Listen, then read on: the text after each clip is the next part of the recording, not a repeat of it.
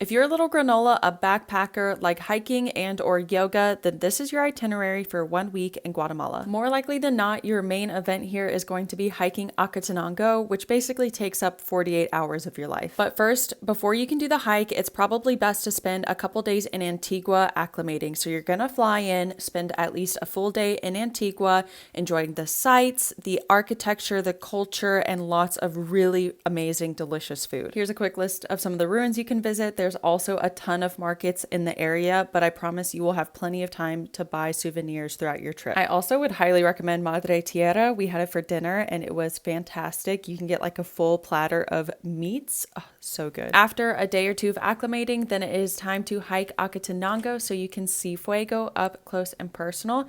I would say you have to go with Huicho and Charlie's. What really made them stand out to me is one, they will carry your bigger backpack 80% of the way, and two, they have real cabins, not just tiny tents, because it does get to around 20 degrees Fahrenheit on the top of the mountain. Now, you can try to be brave and go directly to Atitlan after the hike. You'll be done around 12:30, but we decided to stay an extra night in Antigua, one, so we didn't have to rush to get on a shuttle, but also you can see a little bit more of the city, and we also were able to visit this really cool cocktail bar that was on the top of my must visit list. But either way, your next stop is Lake Atitlan. Now this is going to be a little bit of a drive, anywhere from 3 to 5 hours depending on where you're going, and there's quite a few towns around the lake. I'm going to do a whole different video explaining the difference between all of them. We stayed in San Marcos. Again, this is the itinerary. If you love yoga, I would highly recommend staying in Eagle's Nest. It is a little bit further out, but again, you just hiked a volcano, you might want to chill out still. If you love authentic and cultural experiences, you should add this cacao ceremony with lava love that happens on Fridays to your itinerary. Definitely save some time for swimming or kayaking. I would recommend swimming primarily in San Marcos. Some of the other towns can be a little bit polluted on their sides of the lake. On your next day, you're going to want to hop on a lancha and take a day trip to San Juan and San Pedro.